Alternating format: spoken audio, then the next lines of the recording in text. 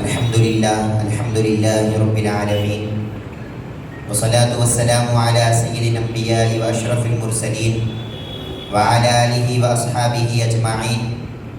أما بعد فأعوذ بالله من الشيطان الرجيم. بسم الله الرحمن الرحيم. قال الله تبارك وتعالى في شأن حبيبه إن الله وملائكته يصلون يا أيها الذين آمنوا صلوا عليه وسلموا تسليما. اللهم صل على سيدنا وشفيعنا وحبيبنا ونبينا ومولانا محمد وعلى آل سيدنا حضور سيدي مرشدي ومولاي حضرت قبلہ دامت برکاتہم العالیہ، محترم خلفائے کرام، علماء کرام، میرے دوستو، اللہ تبارک و تعالیٰ کا فضل و کرم ہے کہ اس نے ہم سبوں کو پیارے آقا جناب محمد رسول اللہ صلی اللہ علیہ وسلم کی مبارک امت میں پیدا فرمایا۔ اللہ تبارک و تعالیٰ نے ہم سبوں کو آج سالانہ تربیتی اجتماع میں جمع ہونے کی توفیق عطا فرمائی اور حضرت قبلہ کی صحبت میں بیٹھ کر کچھ باتیں سننے اور سنانے کا موقع اللہ تبارک و تعالیٰ نے عطا فرمایا، الحمدللہ۔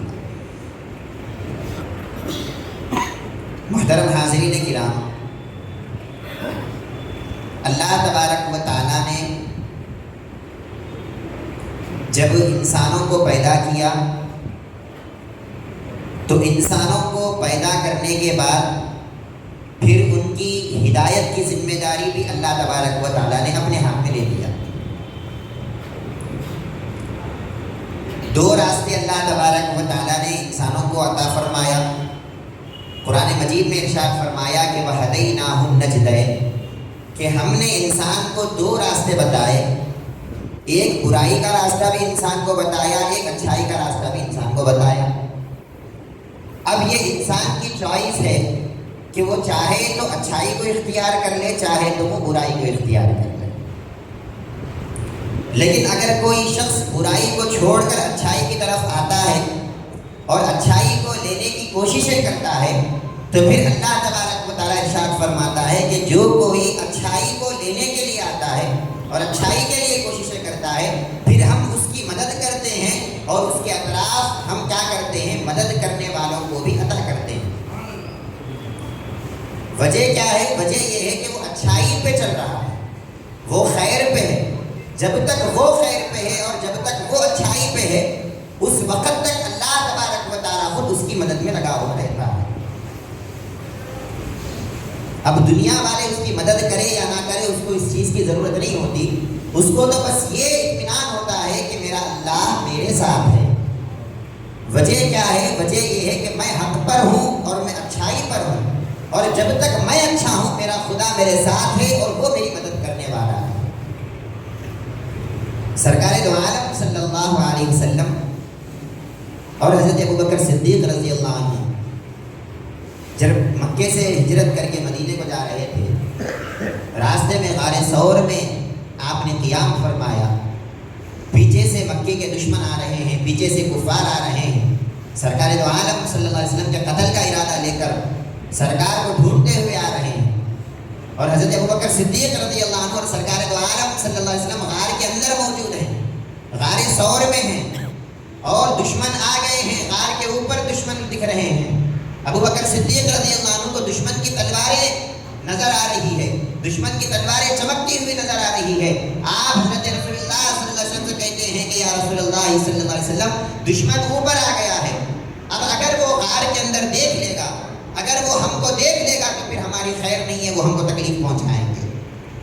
اس وقت سرکار دو عالم صلی اللہ علیہ وسلم نے جو اپنی زبان سے الفاظ کو نکالے ہیں، ان الفاظ کو اللہ تبارک و تعالیٰ نے قرآن شکل عطا کر دیا، اور سرکار دو عالم صلی اللہ علیہ وسلم کے الفاظ کو اللہ نے قرآن میں نقل کیا۔ سرکار دو عالم صلی اللہ علیہ وسلم نے ارشاد فرمایا لا تحزن ان اللہ معنا، اے ابوبکر صدیق ڈرنے کی کوئی ضرورت نہیں ہے، اللہ ہمارے ساتھ ہے۔ آپ دیکھیے وہ وقت کیسا تھا، ایسا نہیں تھا کہ آرام سے فیان کے نیچے بیٹھے ہوئے ہیں اور ہماری طرح سکون سے بیٹھ کے یہ بولتے ہیں کہ اللہ ہمارے ساتھ ہے۔ یہ وقت ایسا نہیں تھا، وقت تو ایسا ہے کہ دشمن کی تلواریں چمک رہی ہے، وقت تو ایسا ہے کہ موت سر پر کھڑی ہوئی ہے، لیکن اس وقت بھی سرکار دو عالم صلی اللہ علیہ اگر کوئی یقین ہے اور بھروسہ ہے تو بس ایک ہی ذات پر ہے، اور وہ بھروسہ اللہ تبارک و تعالیٰ کی ذات پر۔ آپ نے ارشاد فرمایا اے ابو بکر ڈرنے کی ضرورت نہیں ہے، اللہ ہمارے ساتھ ہے، کیونکہ ہم اچھائی پر ہیں، ہم خیر پر ہیں، ہم بھلائی پر ہیں، ہم سیدھے راستے پر ہیں۔ تو جب تک ہم سیدھے راستے پر رہیں گے اللہ تبارک و تعالیٰ ہماری مدد کرتا رہے گا۔ اب ہم کو ڈرنے اور گھبرانے کی کوئی ضرورت نہیں ہے۔ سارے دشمن بھی اگر ہمارے خلاف آ جائے اور سارے کفار بھی ایک صف میں آ کر اگر ہم کو مارنے کی کوشش کریں، ہم کو مٹانے کی کوشش کریں، ہم کو ختم کرنے کی کوشش کریں، اگر مسلمانوں کو یقین ہو اللہ کی ذات پر تو پھر مسلمانوں کا بال بھی باقا نہیں کر سکتے، کیونکہ اللہ تبارک و تعالیٰ ان کی حفاظت کرے گا۔ قرآن پاک میں اللہ تبارک و تعالیٰ ارشاد فرماتا ہے وَكَانَ حَقًّا عَلَيْنَا نَصْرُ الْمُؤْمِنِينَ۔ اللہ تبارک و تعالیٰ ارشاد فرماتا ہے کہ یہ ہماری ذمہ داری ہے کہ ہم ایمان والوں کی مدد کرتے ہیں۔ ایمان والوں کی مدد کرنے کے لیے لوگوں کو آنے کی ضرورت نہیں ہے، ایمان والوں کی مدد کرنے کے لیے ہتھیاروں کی اور تلواروں کی ضرورت نہیں ہے، ایمان والوں کی مدد کے لیے کسی فوج کی ضرورت نہیں ہے، ایمان والے کی مدد کے لیے صرف ان کا خدا کافی ہے۔ حسبنا اللہ ونعم الوکیل، اللہ ہمارے لیے کافی ہے اور وہ بہترین وکیل ہے، بہترین حفاظت کرنے والا۔ آپ تلواریں ساتھ رکھ کر بھی کبھی ایسا ہوگا کہ موت آپ کے پاس آ جائے، فوج کو ساتھ رکھ کر بھی کبھی ایسا ہو کہ آپ تکلیف میں آ جائے، لیکن اگر کوئی اللہ کو ساتھ رکھنے والا ہے بڑی سے بڑی مصیبت میں بھی وہ اطمینان کے ساتھ رہتا ہے اور اپنی زبان سے کہتا ہے لا تحزن ان اللہ معنا، اے ابو بکر ڈرنے کی ضرورت نہیں ہے، اللہ ہمارے ساتھ ہے۔ آج حضرت قبلہ ہم غلاموں کے اندر وہ کیفیت کو پیدا کرنے کی کوشش کر رہے ہیں، یہ سلسلے کو لگا کر، یہ اجتماعات کو لگا کر، یہ تکلیفوں کو برداشت کر کر کیا مقصد ہے حضرت قبلہ کا؟ ایک ہی مقصد ہے کہ ہر پیر بھائی اور ہر مسلمان کی یہ کیفیت ہو کہ اللہ ہمارے ساتھ ہے اور مسلمان اللہ کو ساتھ رکھنے والا بن جائے۔ اللہ تو ساتھ ہے ہی ہے، بس اس کا احساس کرنا مسلمان کا کام ہے، احساس نہیں ہے ہمارے پاس۔ اگر ہم اس کا احساس کر لیں گے کہ اللہ تبارک و تعالیٰ ہمارے ساتھ ہے تو پھر یاد رکھ لے ساری زندگی کے نیکیاں ایک طرف اور اللہ کے ساتھ ہونے کے احساس کرنے کی جو نیکی ہے وہ نیکی تمام نیکیوں پر بھاری پڑنے والی ہے۔ حضرت عائشہ صدیقہ رضی اللہ عنہا نے جب سرکار دو عالم صلی اللہ علیہ وسلم سے پوچھا کہ یا رسول اللہ صلی اللہ علیہ وسلم یہ آسمان پر جتنے تارے ہیں کیا اتنے تاروں کے برابر کسی کی نیکیاں ہوں گی؟ آسمان میں جتنے تارے ہیں کیا اتنی نیکیاں کسی کی ہوں گی؟ اور دل میں یہ سمجھ رہی تھی کہ سرکار شاید میرے باپ کا نام لیں گے، ابو بکر صدیق رضی اللہ عنہ کا نام لیں گے، لیکن سرکار دو عالم صلی اللہ علیہ وسلم نے ارشاد فرمایا کہ ہاں یہ آسمان پر جتنے تارے ہیں اتنی نیکیاں ہیں، کس کی ہے؟ تو فرمایا حضرت عمر کی ہے۔ حضرت عائشہ صدیقہ نے فرمایا کہ یا رسول اللہ جب عمر کی نیکیاں اتنا زیادہ ہیں تو پھر میرے باپ کی نیکیاں کہاں گئی؟ حضرت ابو بکر صدیق کی نیکیاں کہاں گئی؟ سرکار دو عالم صلی اللہ علیہ وسلم ارشاد فرماتے ہیں کہ اے عائشہ یہ آسمان پر جتنے ستارے ہیں اور جتنے تارے ہیں اتنی نیکیاں حضرت عمر کی ہے، اور وہ ایک رات جو ابو بکر صدیق میرے ساتھ غار ثور میں گزارے تھے، وہ ایک رات جب دشمن حملہ کرنے کے لیے آئے تھے اور میں نے کہا تھا کہ اللہ ہمارے ساتھ ہے، تو اللہ کے ساتھ ہونے کا وہ جو احساس حضرت ابو بکر صدیق کو ہوا تھا، اس ایک احساس، یہ ایک احساس ابو بکر کا عمر کی ساری نیکیوں پر بھاری ہے۔ عمر کی ساری زندگی اور عمر رضی اللہ عنہ کی ساری نیکیاں بس اس ایک احساس کے اوپر غالب ہے کہ اللہ ہمارے ساتھ ہے۔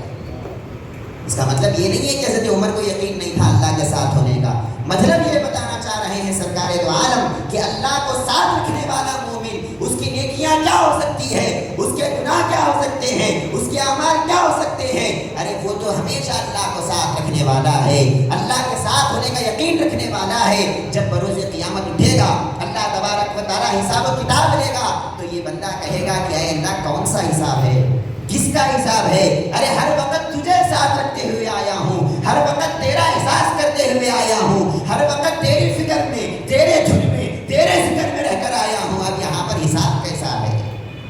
اللہ تبارک و تعالیٰ بھی کہے گا کہ ایسے بندے کو جس کو میری ذات پر کامل یقین اور بھروسہ ہے اور میرے ساتھ رہنے کا احساس کر کے کام کرتا ہے، اس کو پھر حساب اور کتاب بھی نہیں ہے، بغیر حساب کے اس کو جنت عطا کریں گے۔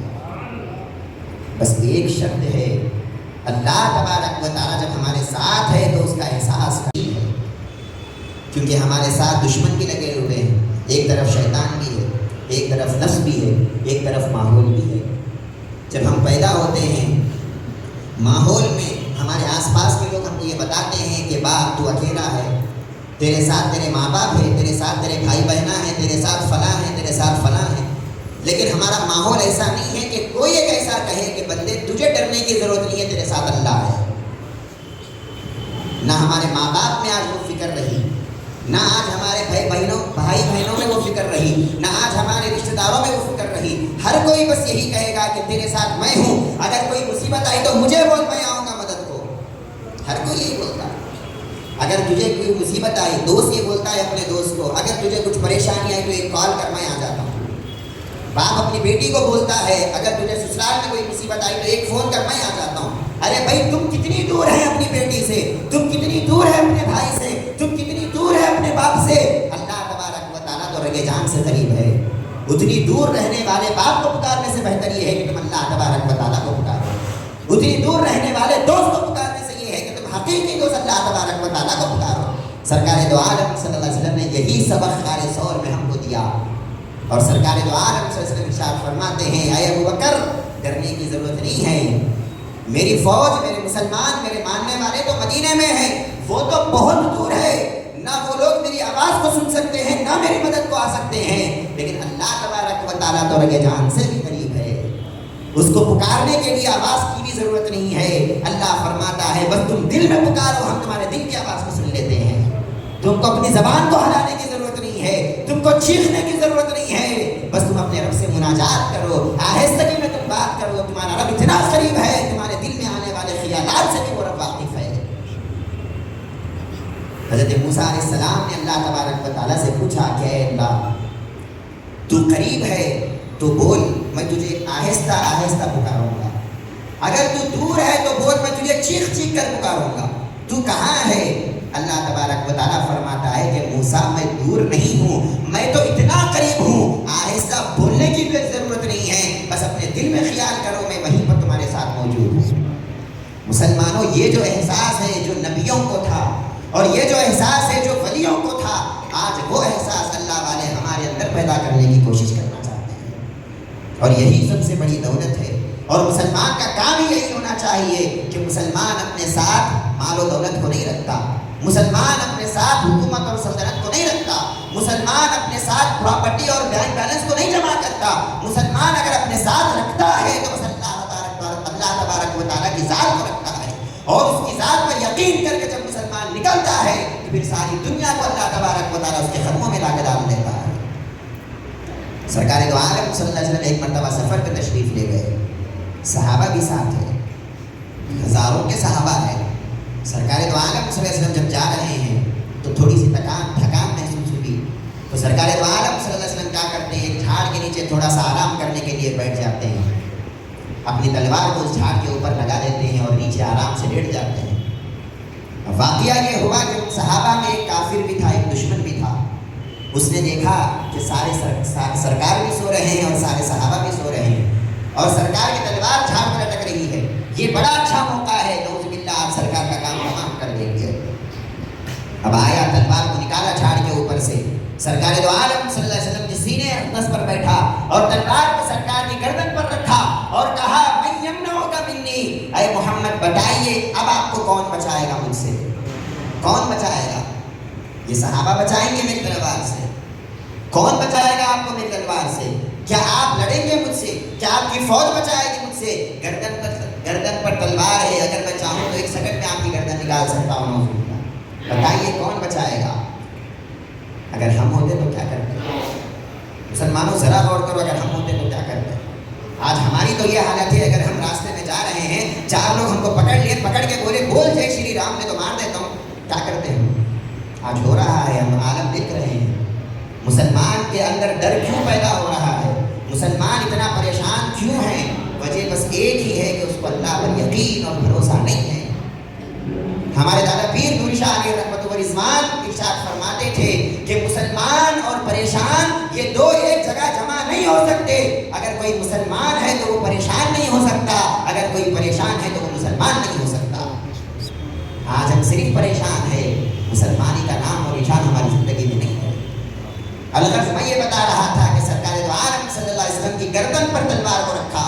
اور کہنے لگا کہ اے محمد اب بتائیے آپ کو کون مجھ سے بچائے گا؟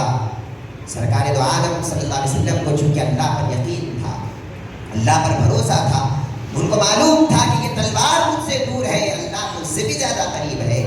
نحن اقرب الیہ من حبل الورید کہہ رہا ہے، تمہاری رگے جان سے بھی اللہ تمہارے قریب ہے، اللہ تبارک و تعالیٰ بول رہا ہے، پھر ڈرنے کی کیا ضرورت ہے؟ سرکار دو عالم صلی اللہ علیہ وسلم بڑے ہی اطمینان کے ساتھ جواب دیتے ہیں کہ اے کافر، مجھے بچانے والا اگر کوئی ہے تو اللہ ہے۔ سارے صحابہ بازو ہے، پورے سو رہے ہیں، چاہتے تو آوازیں بھی دے سکتے تھے کہ اے ابوبکر دیکھو یہ کافر مجھے مار رہا ہے بچاؤ، اے عمر دیکھو یہ کافر مجھے مار رہا ہے بچاؤ، اے عثمان اے علی آؤ کہاں گئے آؤ ان سے لڑو۔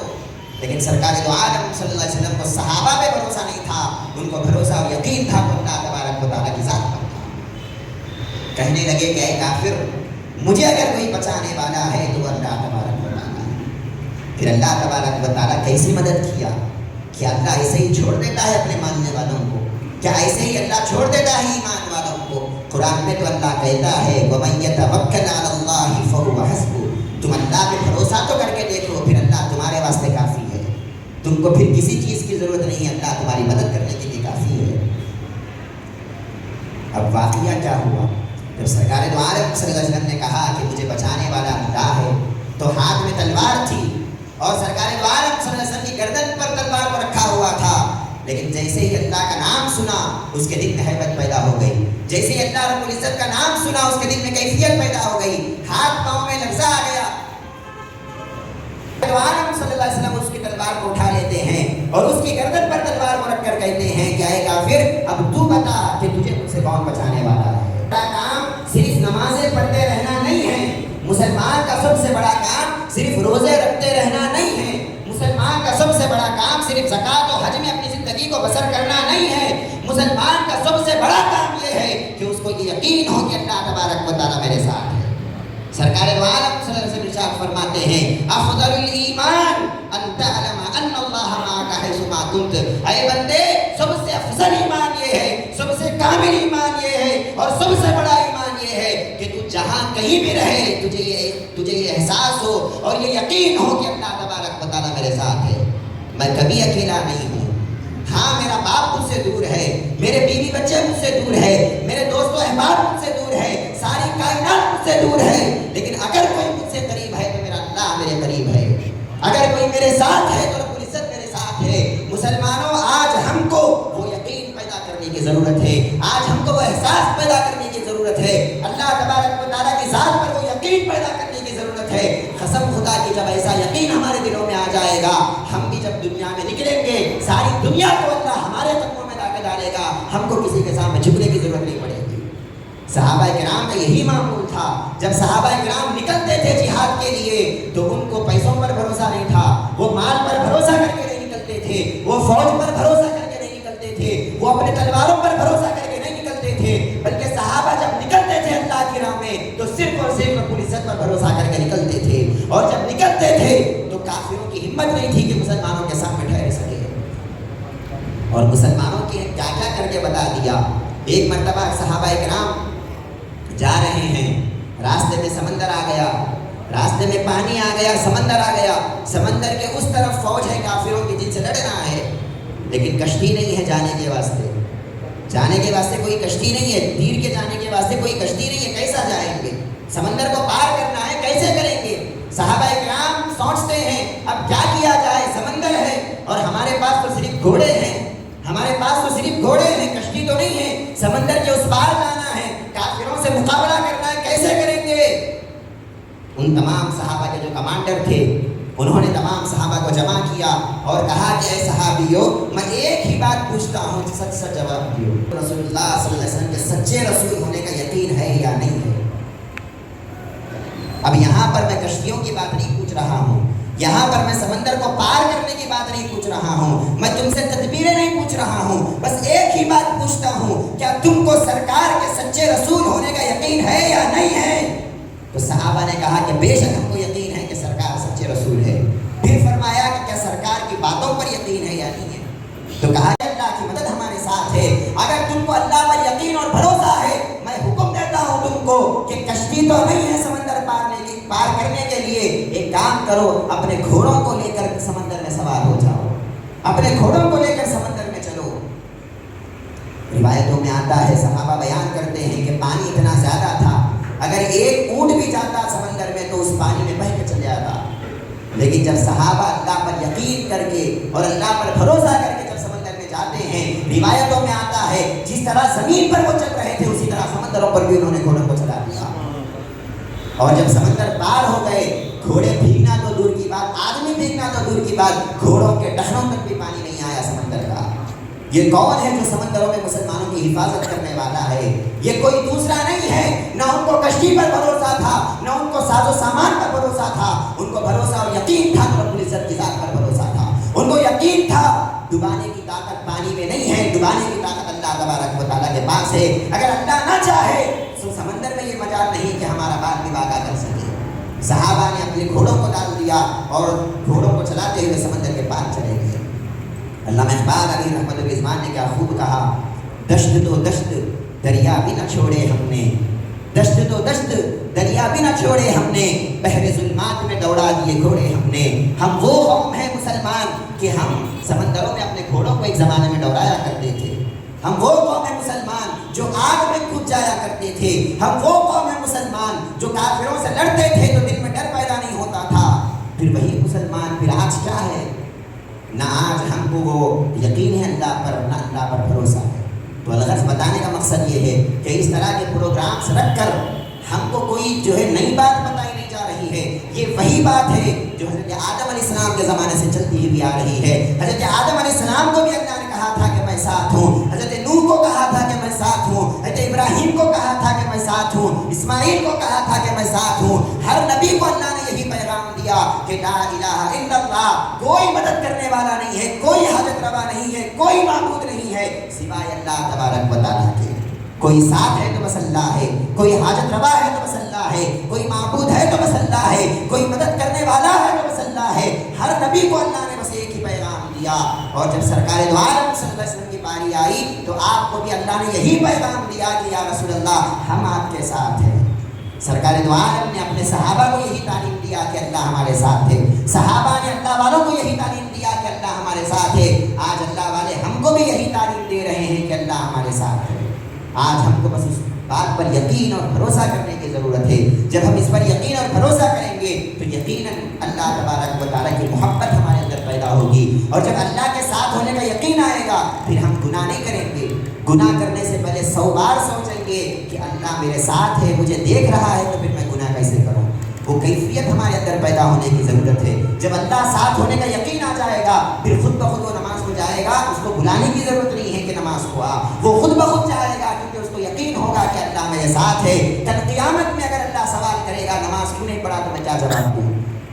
وہ خود بخود روزے رکھے گا, وہ خود بخود صدقات و خیرات کرے گا. اس کو نیکیوں کی طرف بلانے کی ضرورت نہیں ہے, وہ خود بخود نیکیاں کرے گا. بس ایک چیز اس کے دل میں آنے کی ضرورت ہے, ایک احساس اس کے دل میں پیدا ہونے کی ضرورت ہے, اور وہ احساس یہ ہے کہ اللہ میرے ساتھ ہے. تو مسلمانوں آج ادباً گزارش ہے کہ ہم کو بھی اپنے اندر وہ احساس پیدا کرنے کی ضرورت ہے. اللہ تبارک و تعالیٰ ہمارے ساتھ ہے, ہر مسلمان کے ساتھ اللہ ہے, اور ہر مسلمان کی مدد اللہ نے اپنے ہاتھ میں لے لیا ہے, اپنی ذمہ داری میں لے لیا ہے. بس ہمارا کام یہ ہے کہ ہم ساری فکروں کو چھوڑنا, سارے ڈر کو چھوڑنا, ساری پریشانیوں کو چھوڑنا اور سارے تکلیفوں کو چھوڑنا, اور بس یہ بولنا کہ اللہ ہمارے ساتھ ہے. لا تحزن, ڈرنے کی ضرورت نہیں ہے, مایوس ہونے کی ضرورت نہیں ہے, رنجیدہ ہونے کی ضرورت نہیں ہے. ان اللہ معنا, بے شک اللہ ہمارے ساتھ ہے. اللہ تبارک و تعالیٰ سے میں دعا کرتا ہوں کہ جو ہم بولتے ہیں سنتے ہیں اللہ تبارک و تعالیٰ عمل کرنے کی توفیق عطا فرمائے. بولنے والوں سے زیادہ سننے والے کو اور سننے والوں سے زیادہ بولنے والوں کو عمل کی توفیق